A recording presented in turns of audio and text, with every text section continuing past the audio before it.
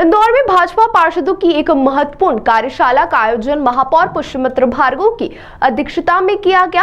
इस कार्यशाला में जन संसाधन मंत्री तुलसीराम सिलावट और भाजपा के संगठन मंत्री हितानंद शर्मा भी उपस्थित रहे।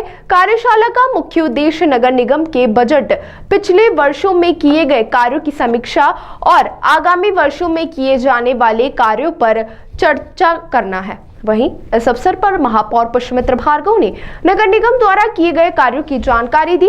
वहीं इस कार्यशाला में भाजपा पार्षदों को नगर निगम के विभिन्न मुद्दों पर मार्गदर्शन दिया गया और आगामी योजनाओं को लेकर आवश्यक दिशा निर्देश दिए गए।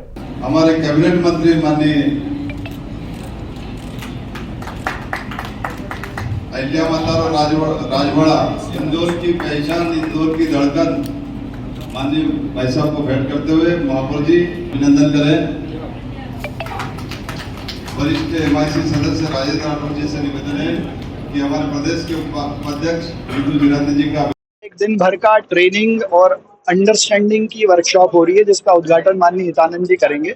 साल भर किए हुए काम, आने वाले समय में करने वाले काम और आगामी वर्ष की रणनीति, बजट पर हम चर्चा करेंगे और माननीय हितानंद जी संगठनात्मक, वैचारिक, अन्य विषयों पर हमारा मार्गदर्शन करेंगे। सरकार संगठन दोनों अलग अलग चीजें मानी जाती है, संगठन का कितना प्रभाव दिखा जाए?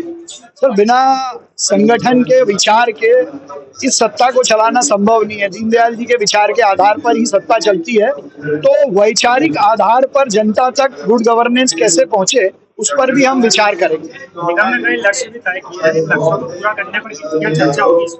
देखिए, पिछले साल के लक्ष्यों में हम कहाँ पहुंचे और अगले साल कहाँ पहुंचना है, उस सब पर हम चर्चा करेंगे। बजट को लेकर सुझाव लेंगे।